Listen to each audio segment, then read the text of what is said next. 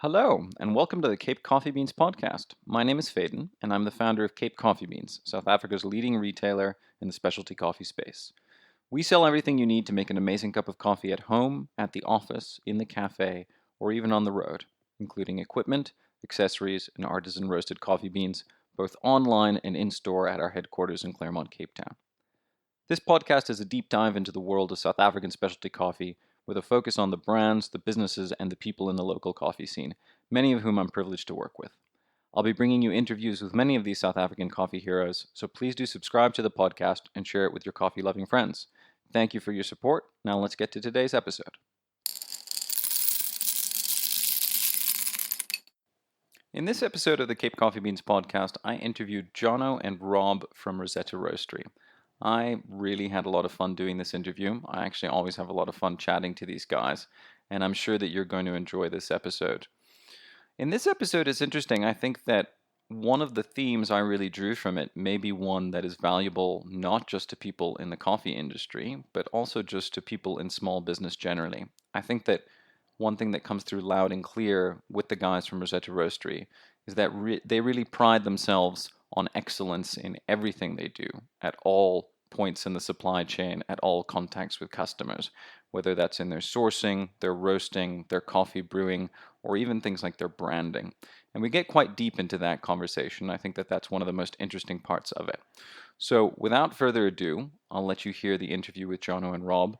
I will add in just a small apology about the fact that there is a dog barking during parts of the recording, but hopefully it doesn't detract from the overall experience. I hope you enjoy this episode.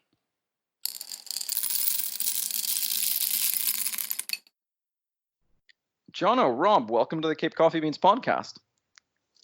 Hi, Faden. Thanks. For the benefit of those listening, today for the first time on the Cape Coffee Beans podcast, I'm joined by two guests. So we have Jono Le Feuvre. Jono, am I pronouncing your name right there? Is it Le Feuvre? Or? I mean, it may be a bad time for the analogy, but it really is pronounced like the sickness, fever, Le Feuvre. Le Feuvre. Well, there you go. I've known you for years. It's not much fancier if you say Le Feuvre. So feel free.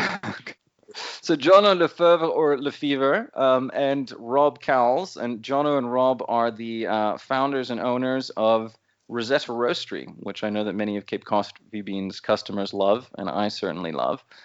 So thank you very much for joining me, guys. I'm hoping today to talk about lots of coffee-related things, but one of the ways that I always like to start this with our guests who've come from different roasteries is to get to know a little bit of what you guys were doing before the whole coffee thing. So, Rob, maybe you can kick us off. What were you doing pre-coffee?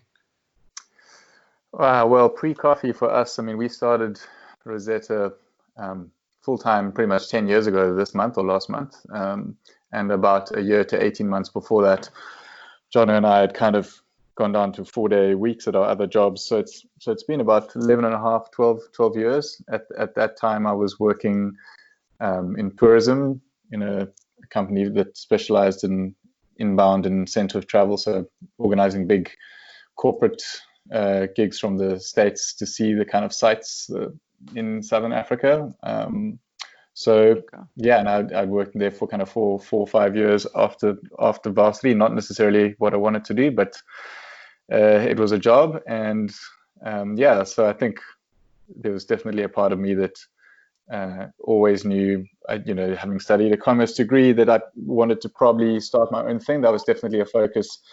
I think in the early 2000s, if you were white and male, this kind of glass ceiling thing was a big threat. And it was like, 5 years from now, 10 years from now, you may not be able to get a job. So think about doing your own thing. So I think the seed kind of was planted in, the early years at university about, if I'm going to stay in this country, maybe one does need to look at doing one's own thing. And then coffee was an interest. But I guess we'll get more into that in a little. Yeah, we'll come back to the coffee thing for sure. Jono, what were you doing pre-Rosetta Roastery? Well, I emerged from university with a journalism degree. But actually, just before Rosetta started, I was building a rather lucrative career trying on clothes for Woolworths. They had decided that my my bodily dimensions were absolutely mediocre. And so I was spending half my week trying on pants and jackets and shirts and getting paid per 15 minutes. Probably one of my highest paying jobs that I've ever had. So, Jono, are you euphemistically letting us know that you were a model for Woolworths? Is that what you're telling us? Look, in the 2 years that I worked for them, I only got photographed 3 times. The rest of the time, it was purely the dimensions that counted. But I did get to see some incredibly bizarre, fortunately failed projects that I would try and test for weeks on end, only to finally have them scuppered just before they went to full production. But man, there's some crazy stuff that goes down in the menswear department. Wow, well, that's part of your history I didn't know. So this is already proving interesting. And how did you guys meet? Did you know each other a long time before the genesis of Rosetta Roastery? Yeah, we actually met in first year university, and also played in a band together for many years, which was, I think I've said elsewhere that we were probably the most successful African band with 2 left-handeds that plays Deftones covers on occasions. I mean, I think we're the top of that list, that subsection of local bands. So, Is there an album that people could tune into? you know what? I think if I were to make it publicly available, Rob would immediately sever all relationship with me. So, Gotcha. And in terms of first interests in specialty coffee, Rob, how did it get started for you? Well, perhaps specialty wasn't an adjective that I would have used initially, but I did, my dad was quite a big coffee drinker growing up in the kind of late 80s, early 90s. It was kind of unusual to drink anything other than Nescafe, I suppose.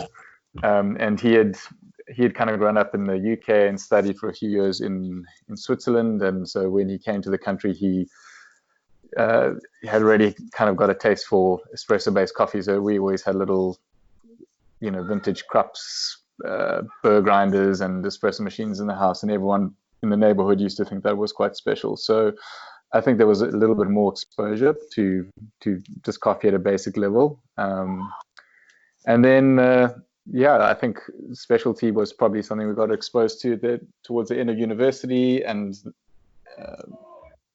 there wasn't a lot going on in this country, at least. But I think with the advent of the internet, you started to realize that coffee was a little bit more than what we'd experienced up until now, and maybe even a little bit more than fancy latte art. Although, like everyone, I think that was probably something that you took notice of straight away and thought, wow, this is kind of different to the cappuccino cumulonimbus foam beverage that I've been exposed to.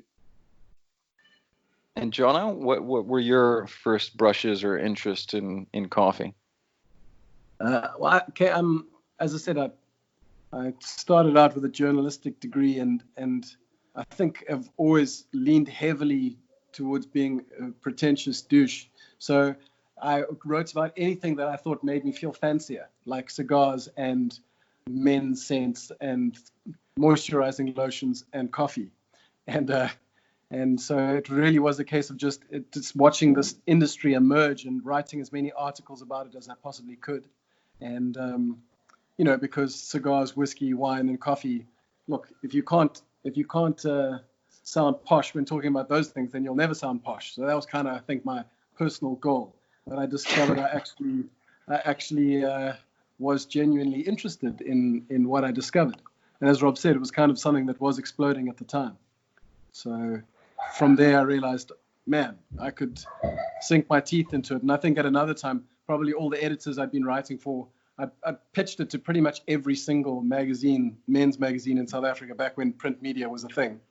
So GQ, Men's Health, I even tried pitching coffee articles to Sports Illustrated when I had time. Eventually, one of the editors said, man, just stop writing about it and do it. And I think that was, for me, the genesis of Rosetta Roastery. Right. And so, Rob, can you tell us a little bit about how you two decided to start the business? How did that go? Well, we were in digs together for, I don't know, a year or two. And I think initially we also kind of finished varsity at the same time, and we were both looking for jobs for a little while. So we'd probably discussed in those kind of vacuous months, luckily not years, and what we thought we'd like to do with our lives. So we kind of stayed in touch, and I guess coffee had become kind of this common interest, even if it was, bad, illy, stale mocha pot coffee that we had saved up to buy with the few cents that we had before we phoned our parents again.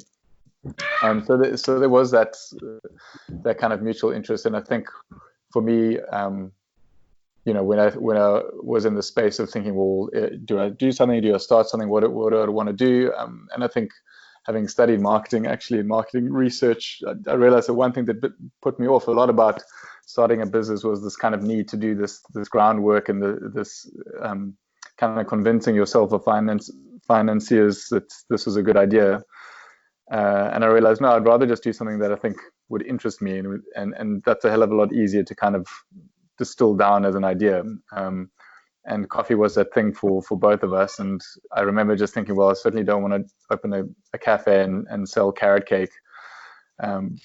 So I'd like to know a little bit more about specialty coffee, and that means probably going up the kind of process one step, and finding out a little bit more about green coffee and what roasting entails, etc. And maybe that could be a bit more of a scalable, successful business too. So that was kind of my thought process. And I remember just bouncing it off Jono once, and he was kind of on the same page and kind of okay to think about roasting and doing that initially, as opposed to necessarily having a cafe as well. So yeah, then we kind of got to that stage that I mentioned earlier, where we decided to try and learn a little bit more about the industry for a day or two a week for a year or two. So we just read and phoned people and used what was on the internet back then and ordered magazines from overseas and whatnot. But yeah, a lot has changed in the last kind of 10, 12 years. That's interesting. So were there any particular things that you came across as part of that research that inspired you and inspired the version 0.1 of Rosetta Roastery? Well, I mean, I think that one thing we realized quite early on was, there was a lot of terminology and jargon that we didn't understand. And even if you're looking at geographic names and we just had nothing to go on. There were perhaps a few ideas that you may have inherited from just kind of growing up and reading the backs of, Nescafe bottles and whatnot of how one may describe coffee, or the different segments or styles that coffee may be split into, whether it was a Viennese roast or Italian roast or a French roast or city plus or full bodied, all these kind of words that didn't really mean a hell of a lot. And in the process of saying, well, specialty coffee, seems interesting, and we've tasted things that are different to what we've experienced before, but none of these names really mean anything to us, and seemingly they don't really mean anything to anyone else either. Even the people that we knew who were working in the industry, we felt perhaps couldn't do justice to representing what that coffee was about. So, and if you were to compare it to something like wine, or maybe an industry that's far more mature and more segmented, where the general public have exposure to words and they kind of can tell you what they mean, or may have an idea, coffee just seems so far behind. So I think that's probably initially just realizing that there was this massive wide world out there of different regions and processing styles and a whole lot of factors that supposedly affected the way coffee tastes. And we felt like we didn't really have a handle on that. And so I guess the idea was from the beginning, whatever we do with Rosetta, let's kind of try and remember our journey and try and make anyone else or anyone else's life who's getting into coffee also a little bit more manageable, their journey kind of a little easier. Can we break it down into accessible bite-sized chunks, so it's not just, long words like Huehuetenango and, someone's supposed to know what that means or what that represents in terms of a coffee flavor or coffee choice. So yeah, I think that was definitely one of the early things we discovered. Interesting. Well, I think I still see some of that in the brand and how you present your products today. So that makes a lot of sense. Jono, can you tell us a little bit about what did stage one look like? What did the first instance of Rosetta Roastery start as? Well, I mean, the concept really hasn't changed much. But I do remember us sitting in a little industrial unit in Woodstock, sharing a desk, and we had a big empty room with 2 small bags of Columbia coffee and a little roaster, and realizing that we better sell the coffee because we have no more cash to to pay ourselves a salary at the end of that month. So the beginnings were incredibly simple. And for me, it was just, as I said earlier, having interviewed every business that was then existent in the country as a journalist, it felt like, in some senses, I'd been given a privileged access into to seeing what people were doing, and it just felt like there was a way to communicate that better, but also to try and discover coffees that were just better. There was a lot of excitement about estates like Hacienda La Esmeralda, which obviously by then Geisha, it was weird. Geisha had this like big explosion between 2004 and 2010 where it was all very exciting. And then it's almost like the coffee industry got bored and forgot about it. And only now is the public waking up to it literally 16 years after it happened. So this weird lag. But when we were looking at things like Hacienda La Esmeralda, we realized that level of coffee just wasn't being sourced, even by the guys who were doing it currently or at the time. And we wanted to challenge ourselves to source not the best coffee that was available in the country, but rather the best coffee that was available anywhere in the world. And I think that's something we're still trying to do today. So yeah, that was, I guess, what really got the fire burning early on. And initially, was the plan to sell only to consumers? Obviously, there wasn't a cafe, as I understand it, but was it wholesale? Was it consumer? Was it meant to be a bit of both? Yeah, look, we had grand dreams of starting an online roastery, and one of our business partners was a software developer, and his plan was to do the kind of do the online work, so to speak, and that didn't really work out as well as we'd hoped, but it looks like we're going to get another chance at trying to be an online roastery now, so there's that. So we just realized, I think Capetonians in particular are not as trusting as we hoped, and also that at the time online shopping wasn't what it is now. So perhaps, if I'm going to be generous with ourselves, we can just say we were visionaries way ahead of our time, too far ahead of our time, I guess. We expected everyone to buy online before they were actually doing it in South Africa. So the moment we had a space where people could walk in and smell the coffee and taste it and talk to someone face to face, all of a sudden there was a huge uptick in people who were interested in what we were doing. Although that said, I remember us when we were the two of us sharing a broken little desk in an industrial Woodstock unit. You'd have people walking in, knocking on the door, and then looking a little bit nonplussed, and then asking if they could have a menu. And we'd be like, well, we don't actually serve coffee here. And I remember one person saying, that's okay, I'll wait. Like, you're going to be waiting a couple of years. We don't serve coffee here.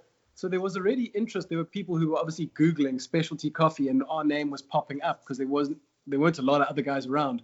And there was just this assumption that we were this gritty urban cafe. So they'd come and find us, and disappointingly for them, we weren't a cafe, but we were just a room with a roaster in it. So that was kind of funny.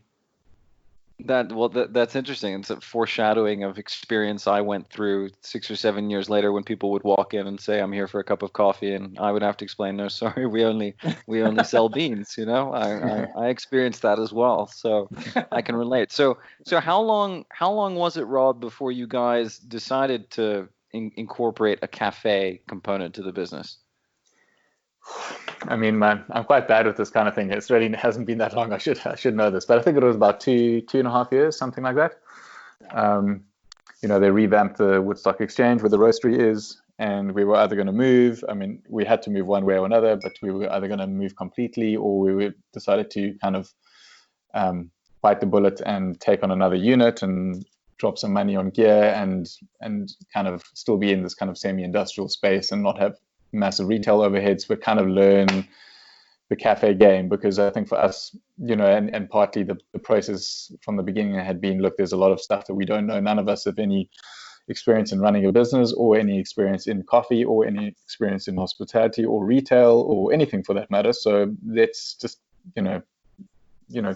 not bite off more than we can chew and tackle one thing at a time. And so I think it was great to be able to kind of start doing retail in a way that we didn't feel was too pressurized. The rent wasn't sky high. And we were joining the roastery, so we could kind of learn things and learn how we wanted to serve coffee. And but that's been obviously very, very valuable to us, and had been something we had wanted to do from the beginning, but just decided to kind of roast first, and then hopefully be able to represent what we're roasting with a couple of years under our belts relatively well.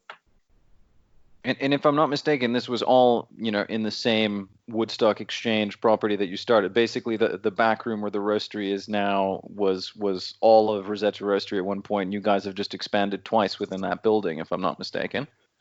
No, actually, we were on the first floor in a space that I don't even know if it exists anymore. The building has been so kind of gutted and kind of redone.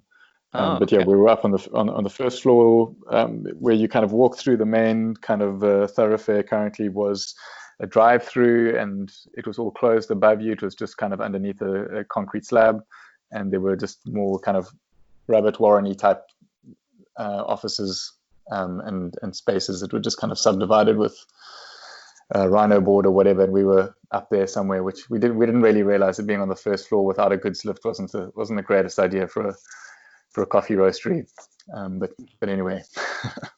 Right. Well, you are on the ground floor now. I guess part of the Woodstock Exchange history in either way. So, Jono, could you tell us a little bit about how has the business evolved since then? If we kind of fast forward to the present day, maybe the present day just before the coronavirus and lockdown, what does Rosetta Roastery look like now? Obviously, you've expanded quite a bit. I mean, I think we have expanded, but as I said earlier, the idea still remained very much the same. So from the very beginning, as I said, we wanted to find the best coffees that we could anywhere on the planet. And I think we've just got better and better at doing that. Even the expansion into retail, selling cups of coffee, was really just so that we could convince people that they should be buying those same bags of coffee.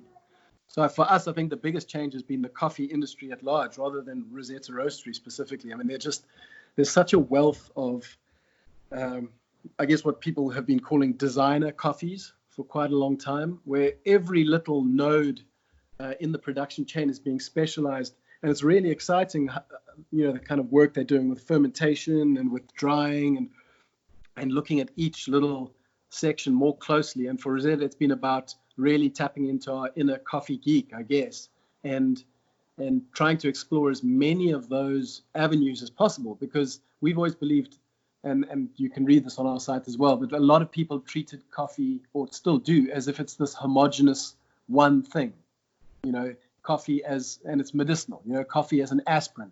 And we've said, well, no, coffee is an orchid. It's actually this amazing, limitless expression of different ways that coffee can taste, depending on where it's grown, how it's processed, how it's brewed. And we've just wanted to explore that more and more. So if it does seem like we've grown and spread a little, I think it's really because of how many new exciting processes and regions are coming out that we are able to explore. Does that make sense? The idea is still the same. I don't think that's changed. Absolutely. And but in terms of how people can find you, I mean, so you've got the Woodstock Exchange, you've got your cafe at the waterfront, and you also have, you've got the place across the street in Woodstock. Those, I guess, the places customers can find you have expanded since those days. Yeah, I mean, yeah. So we in that sense, absolutely, and it's nice to have something. For instance, the waterfront space opens you up to a very different market than our cafe in Woodstock does. So you have a very corporate environment there, and the challenges are different, but you also realize that there's a whole customer base that will never come and find you, but they still love what you do because they don't have to, and they can come straight to the waterfront. So I think probably most interestingly for us, or maybe the way we've grown the most, is that we've developed these hugely different customer bases. And there are the coffee nerds who will come in, search for you, find you, cry as they pay for some really expensive, exclusive little micro lot, but still come back next week and cry again as they pay for the next expensive bag. And then you've got other guys who just want an expertly produced, replicable drink that they don't have to think too much about. And as Rob said earlier, because we've had time to focus on each node slowly and carefully, our beverage preparation and our barista team are as well trained and as researched as the coffees themselves are. So I think people do appreciate that we've got two abilities. One is to explore and discover these amazing coffees, and then the other is to take what we've discovered and elevate it to the very top level. And as I say, that taps into both adventure seekers and also just people who love high quality. Yeah, that's interesting, and I think that as as a customer of Rosetta Roastery before, I was a kind of wholesale client of Rosetta Roastery. I think that was something that came through very quickly the first time I walked through the doors. Rob, do you think that you could speak to a little bit more, particularly these other nodes that Jono just made reference to? I mean, so I want to come back to sourcing and how you guys find your coffees, but it feels like there's a lot that distinguishes the Rosetta brand and the Rosetta business and the cafe experience from a lot of other specialty cafes out there. What are some of those factors? What do you think that you guys do different other than that sourcing point that we'll come back to? Yeah, well, I think there are probably a few different factors. I think which is maybe more hospitality or wholesale related. Our focus has always been in terms of product on kind of celebrating single origin coffees. So we've never had any house blends, and that's obviously generally where most roasteries make their money, understandably. Maybe a coffee that you can subsidize some of the more expensive components with a slightly cheaper coffee, and at the same time make it more palatable or more accessible and in espresso form for the average drinker. It's kind of like this kind of two-in-one solution, and it also means you can have more efficient, kind of less frequent interaction with a lot of your wholesale clients, maybe because we've got blend one, and this won't change for forever or for a year or whatever the case is, and just trust us, it's always going to be great. And for us, we wanted to shake that up a bit and kind of encourage our wholesale clients to engage with their product a bit more, because we feel like the consumers are going there, which means that the industry has to go there too. But they would certainly need help, and a lot of reasons why they've shied away from it is lack of understanding or experience or exposure, and those things require a lot of partnership. So I think we partner really well with our wholesale clients. We probably, sometimes it feels like over invest a little bit, but yeah, so I think from a wholesale side, that's probably one area where we're a little different. I think you spoke about the kind of cafe experience, which is nice that you've had an experience that is maybe a little different. I think perhaps feeling like, specialty coffee hasn't really got the exposure in this country, or hasn't been legitimately portrayed, or maybe what's a better word, like maybe that there hasn't been the fidelity that we thought there ought to be. If you experience specialty coffee elsewhere, I think it's quite obvious, in other cities of the world, that it is at a different tier to someone else next door that's producing an espresso-based drink that's ready to go, whatever the case may be. There's definitely a sense in which, this is probably not a chain. It's a place that I'm going to look out. You maybe have to look a little harder for, but I'm going to get certainly a superior product. I'm going to pay a few multiples of what I would be paying next door, perhaps, but it's going to be worth it. And the coffee itself will be excellent, but the engagement and interaction with the staff and everything else of that experience should hopefully be at that level too.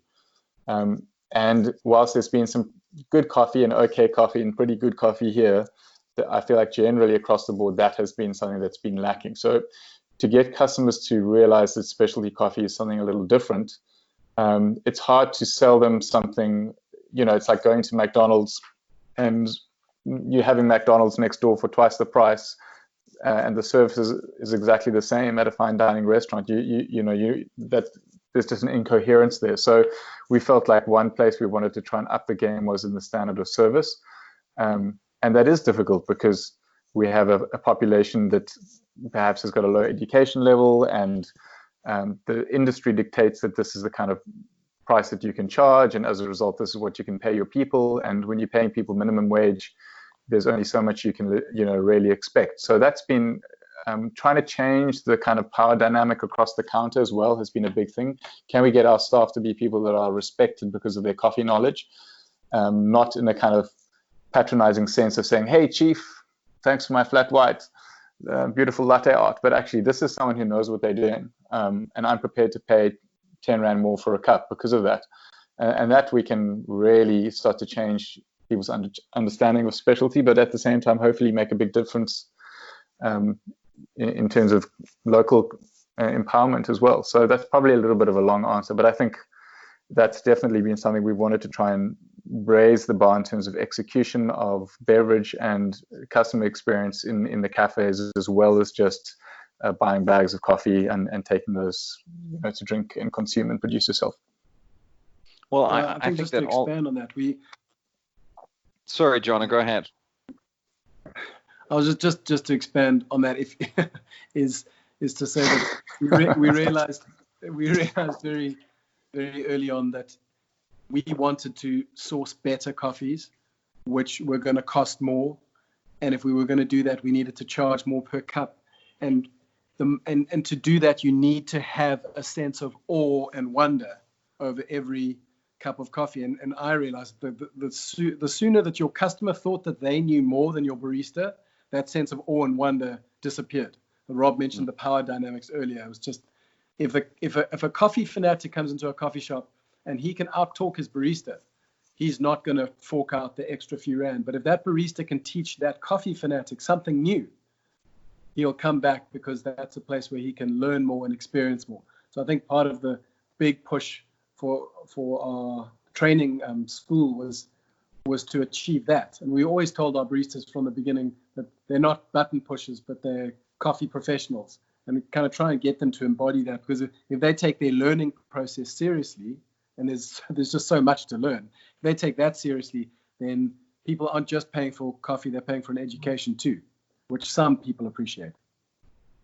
Absolutely. And I was also going to say that, listening to you guys talk about these objectives, from my perspective, they come through loud and clear in the experience that you guys do offer in your cafe spaces. I love Rosetta Roastery coffees very much, and I know that many Cape Coffee Beans customers do as well. But I know that there are quite a few of them that have only experienced the coffees. And I do think that one of the things that really differentiates you guys is that excellence at every node, as you referred to it, Jono, and that you really can go in and chat with any member of your team about any one of the coffees and all the details around where it comes from, how it's processed, how they're making it. And I think that what's impressive is that is true throughout your team, right? It's not just the lead barista that has that knowledge, but really everybody that a customer comes into contact with has both that interest and passion and knowledge, which is, it must be a difficult thing to manage when inevitably in the hospitality context there is staff turnover and things like that. Yeah, I think that's a really good point. And I think, for us, there's more this thing of like there be people with perhaps management capabilities or management caliber, but really we don't actually expect them to know more about coffee than everyone else. We may have a bunch of other skill sets that are complementary. We want everyone to be on the level of the head barista in terms of their coffee knowledge and the engagement with customers. I mean, I think that's one of these silly things I've noticed a lot overseas, where you have this idea that you've got this kind of lead barista who's kind of God's gift, and he knows more than anyone else does in the room, and he'll come in the morning and do little things like saying, okay, well, today we're going to updose coffee X from 18 grams to 18.1 because humidity is slightly higher, or I pulled one shot of coffee, and coffee must now run in 26 seconds as opposed to 28. That's going to be a hell of a lot better today than it was yesterday. And all of these kind of nonsensical frameworks that are built around supposedly an individual and their superior understanding. And that's just not, it's just nonsense. There's definitely a way for us to get to the level where everyone understands the paradigms and the frameworks better. because the bar is higher for everyone, and they're not going to defer to the head barista to tell you, what's different about the coffee today. And I think we realize that's going to be a hell of a lot of hard work, and it has been, and it oftentimes is infuriating. But I think, if you've got a critical mass of a team that's strong, it's a hell of a lot easier for someone new to come and join and learn from everyone, as opposed to one person who now almost holds the organization to ransom, or is the only guy that is really trusted. Yeah, well, I definitely think it does create that differentiated experience for the customer. So I certainly would encourage anybody who can, once this lockdown is over, to go and experience all of that at one of your locations. So coming back to the question of sourcing, we touched on it, and I said I was going to circle back. Jono, could you talk a little bit more about how do you go about finding these exceptional coffees? And let me just add in before you answer that, while obviously your coffees are not the most expensive, are not, sorry, the most affordable in that are available, I wouldn't say that for what you're getting, your coffees are exceptionally highly priced. I mean, they're on the higher end of the price points that we find in specialty coffee in South Africa. But as you say, you're finding exceptional coffees and charging what I think is quite a reasonable price for them. How do you do that? How do you find these coffees? Well, that's very encouraging to hear, for starters. So thank you. I was going to say that's where the problem is, John. Jeez. Perhaps. We do also have a lot of internal tensions always over what is sustainable and what is good customer value. So that's where you're just hearing the I may have pushed a button. Yeah. But I don't think it's too sentimental to say that a lot of what we achieve is the result of really good relationships with people around the world, and recognizing when people are absolutely outstanding and leaders in their field, and focusing on working with those guys. So we haven't stuck with one broker or that sources great coffee, but rather we constantly exploring new relationships and people who specialize in their regions around the world. And from the very beginning, I think what was toughest at the beginning was there was just no one locally who even spoke the same coffee language, let alone who could sell us the green bean that we were looking for. So from the beginning, we had to develop relationships internationally. So that's one element, is like, well, just how do we get access to those coffees? A lot of it is really listing out hard for who is making the most noise and showing that they are a step ahead of the competition around the world. And I think secondly, we work really, really hard at cupping as many coffees as we can get our hands on. And this is really important. Statistically, I always use Costa Rica as an example. I don't know if this number is still true, but at the time I was told that Costa Rica had 40,000 coffee farms. So getting on a plane and going there and shaking hands with the first farmer, your percentage chance of finding an outstanding coffee there is very low, right? But if you work with someone who specializes in specialty coffee in Costa Rica, who spends all his time there and knows the lay of the land, he might be able to present 60 great coffees out of Costa Rica. And if you can cup all 60 of those coffees, you're on a far better chances of finding that really cup of excellence coffee that you're after than if you just, open a phone book and call the first farmer you find. So I think being really diligent by tasting as many coffees as we can and making sure that we're working with as many specialists in their region as we can. Does that answer the question or not really? No, definitely. That definitely answers the question, and that makes sense, because I guess that, for the benefit of anybody who isn't intimately familiar with your coffee offering, it's not that you're just getting excellent coffees from one or two countries. You actually consistently have really top-notch coffees from all different parts of the world, all different major growing regions, and during the course of the year, you're hitting a dozen different coffee-producing countries. And I guess that wouldn't be possible if you weren't leveraging relationships with experts. Yeah, Sure. and I think just to carry on, Rob. Yeah, I think that thing of being skeptical is probably something we've been accused of before. But we wanted to know that the guys that we are working with are also pushing themselves, because the industry's changed, a lot in the last 10 years. There are more and more middlemen coming in or people that are importing green coffee. And we've always wanted to know that if we're going to represent this with fidelity and authenticity and a sense of there's nothing to hide here, then we've got to know that everyone we're working with is kind of singing from the same page. And I think that's also challenged us as well. I think some of our suppliers now are paying more for the coffee than they need to, because they feel it's incumbent on them to push price points at origin to look after farmers and migrant labor and everyone else further up the chain. And as a result, we know that we're paying more than other people are paying for coffees from those regions. And we feel like it's actually what we need to do in order to make this thing sustainable or to play our part. So sometimes being pushed by your suppliers is a good thing, to be challenged and feel like as much as we challenge them in some ways, they're challenging us as well.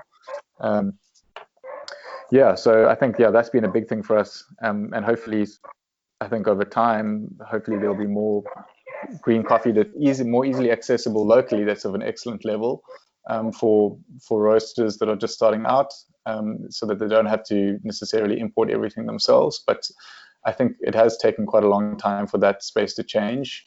Hopefully, it will continue to do so.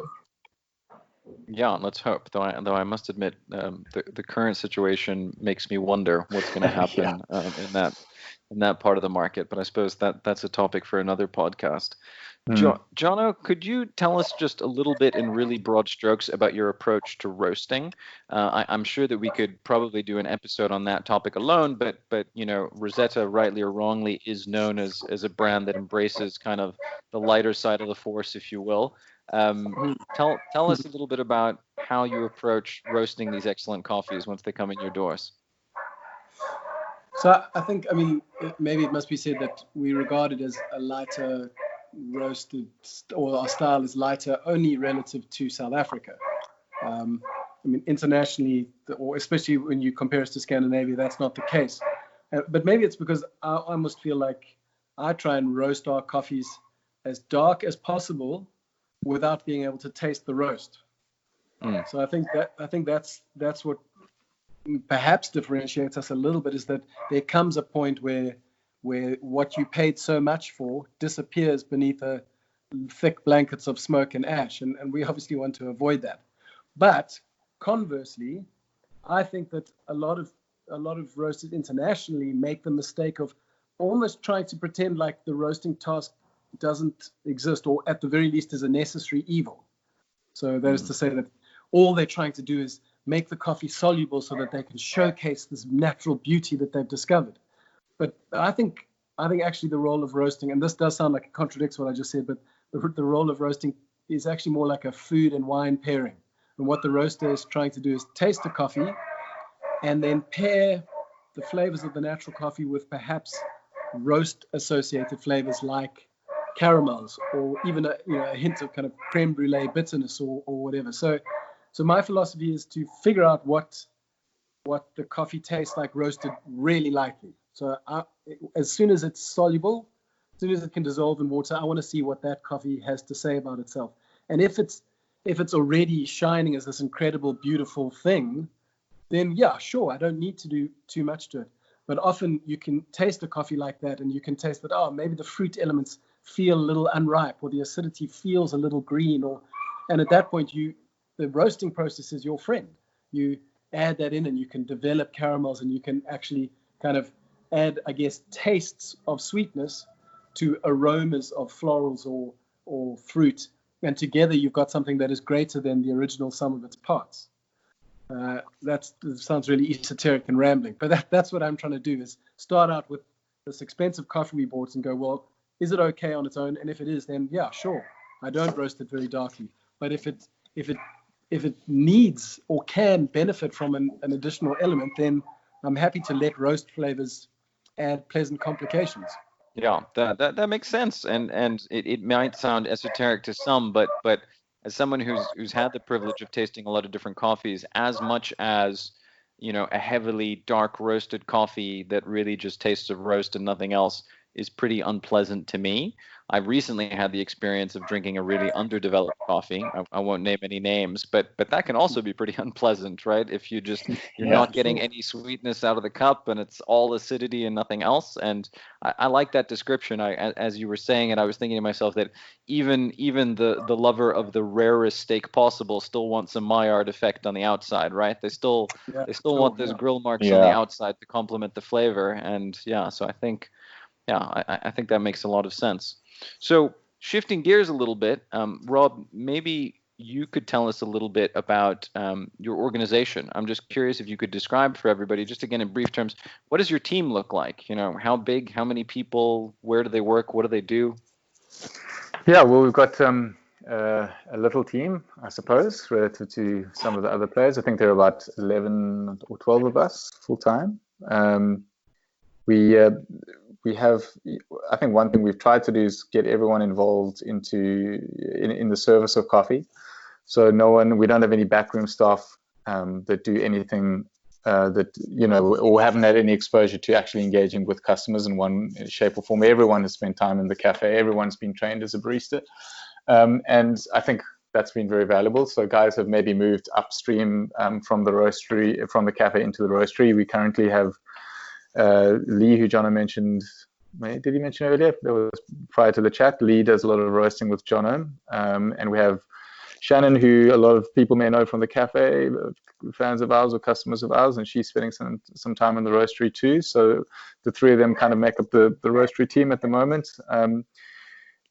Tim Porter and I do a lot of kind of everything, work with the staff in the cafes, lots of admin work as well, training and so on. And then the rest of the guys are involved in the cafes in both spaces, both the waterfront and the Woodstock space, and we've tried to have everyone exposed to different spaces, so we don't have a kind of a team mentality that we have excellence in one location and perhaps substandard performance in another location. So the guys are kind of quite fluid. So that's kind of the setup at the moment.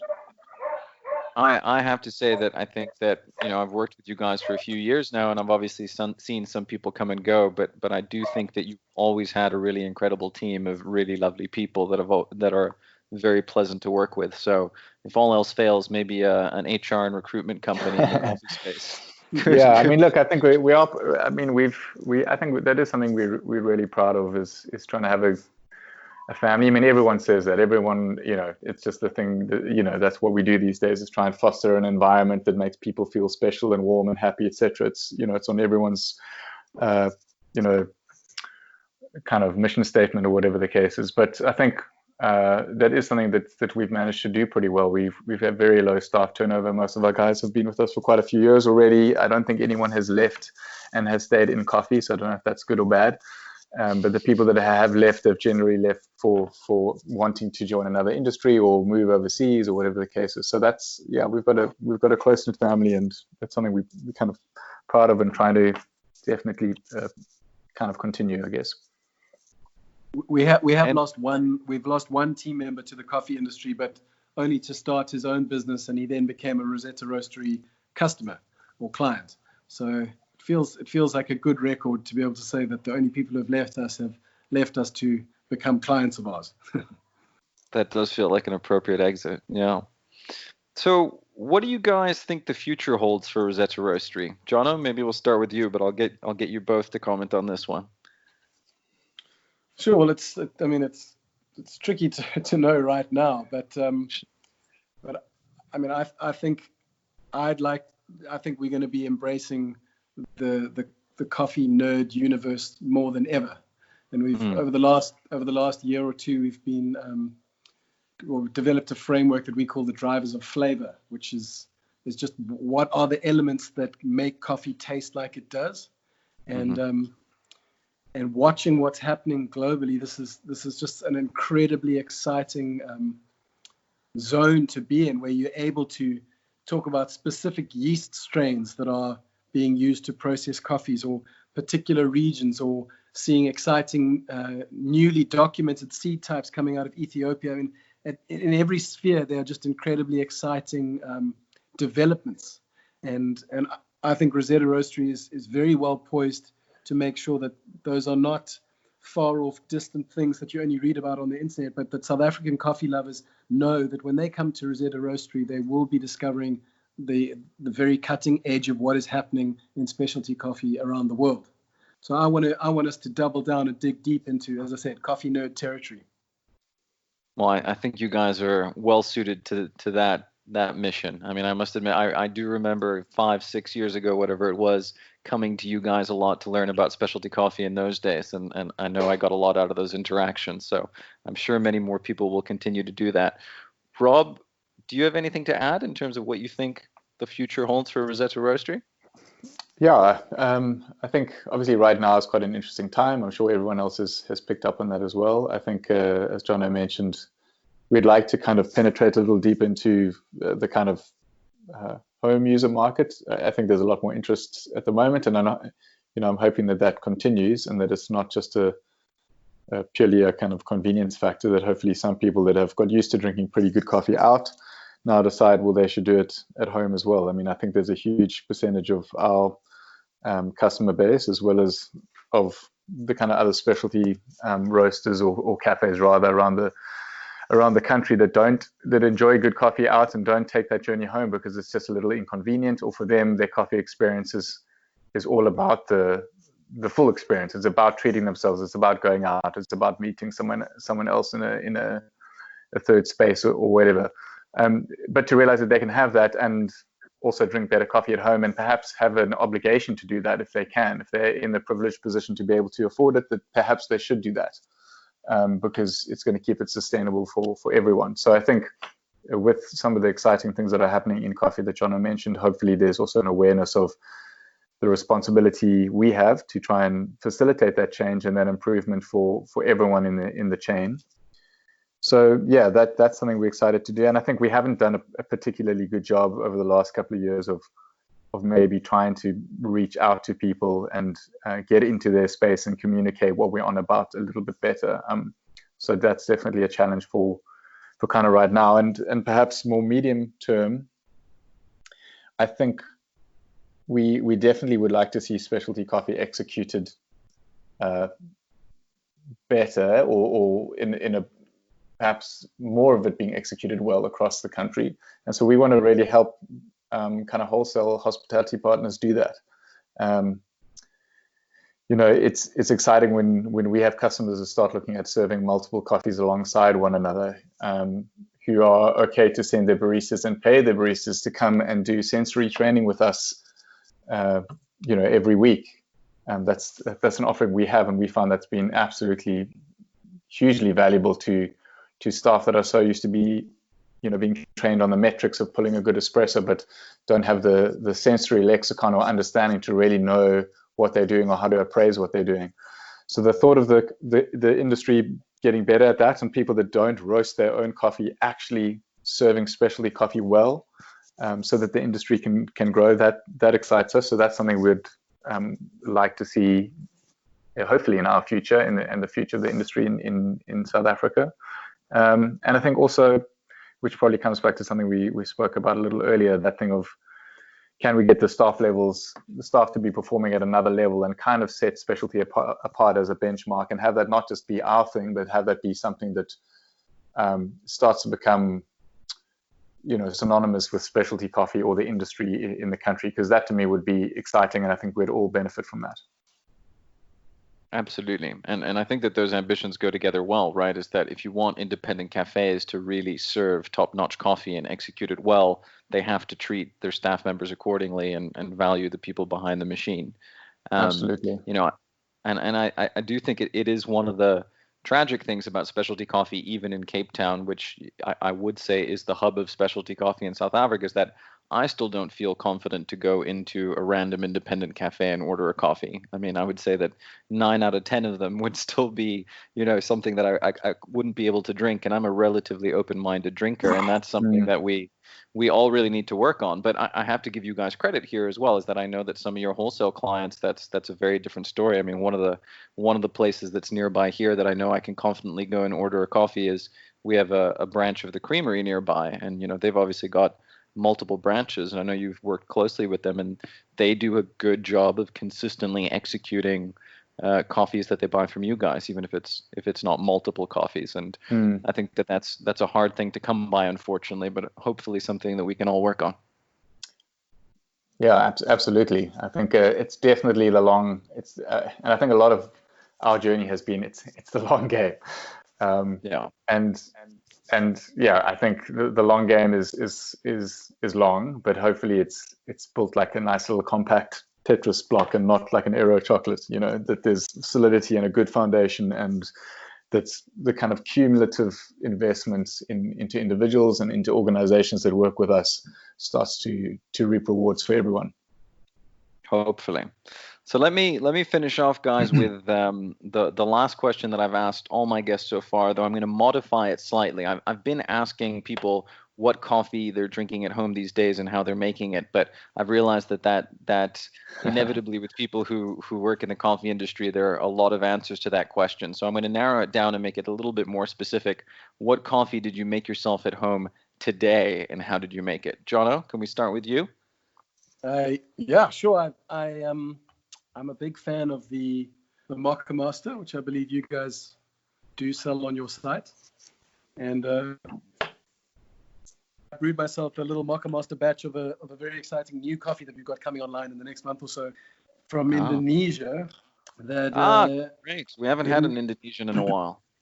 Yeah, for sure. Well, I mean, they often are, the timing of things, it's often difficult to get them out of Indonesia when they are fresh and in good nick. But the one that we're getting out now has undergone a fascinating fermentation using, I believe, Enococcus ini, which is the same bacteria that's used to do malolactic conversion in wine. So taking organic acids like citric and malic acid and converting that to lactic acid. And the end result is this fascinatingly thick, rich, creamy mouthfeel.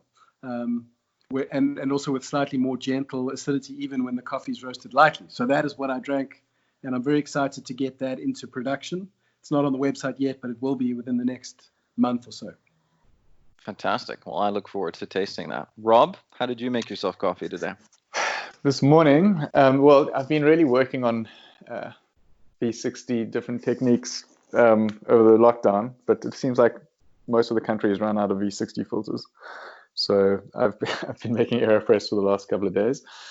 And at the moment, also a new Peruvian coffee that we've got lined up, a washed Peruvian, also very exciting region, incredible value for money. That'll probably change a little bit as they kind of become better known for what they're doing. But yeah, we're excited to have coffees that we think are going to punch above their weights in terms of their price point. A lot of similarities to some kind of Colombian profiles. You've got lots of kind of crisp acidity and nice kind of malicky apple and pear type references, as well as some kind of citrusy fruit. And yeah, so that's really exciting. But we'll make a good kind of full-bodied option as well, because it's got kind of the references to caramel and some of the other flavor notes that we can develop a little bit more and make work as an espresso base. So I think watch the space for that too. Fantastic. You guys have had a great run with Peruvian coffees of late. Though, I mean, they seem to be it's getting better this year. I think it's going to be our best year for Peru, actually. So we're working with a new project in Peru where old partners of us have actually relocated to Peru and are working incredibly closely with a few individual farmers and communities based on the fact that they saw such potential in the region, having been exposed to specialty all over. Fully transparent, so we know exactly what's being paid to every single person, and transparency is, of course, a very kind of hot topic and a different topic and a complex topic, but that's one of the benefits of working with these guys too. So yeah, we're super excited. Jono, were you going to add something now? No, just that.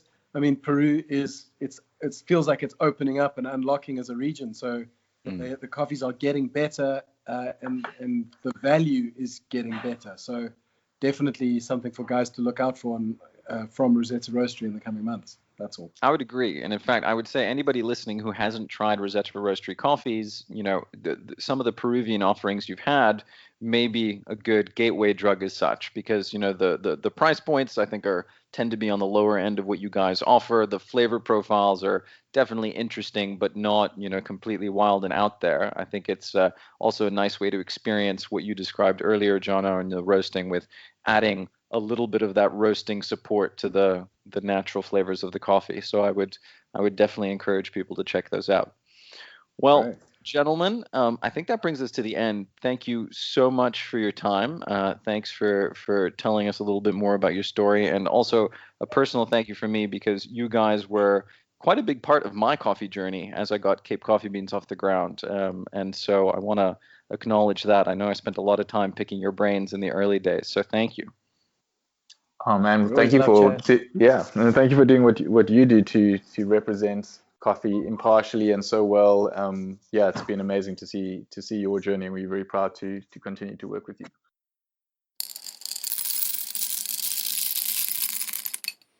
Well, that brings us to the end of the episode. I think that was a really great one. Aside from the small cameo from somebody's dog, which hopefully didn't stop you from hearing everything that the guys had to say, I really think that there was a lot to dig into in that episode. And as I mentioned at the beginning, I really always enjoy talking to these guys, and I think that there's a lot to learn from them. As always, if you want to support one of the roasters that you hear on this podcast, you can do so by buying their coffee beans at Cape Coffee Beans. I'll make sure to include that link in the show notes. Until next time, happy brewing.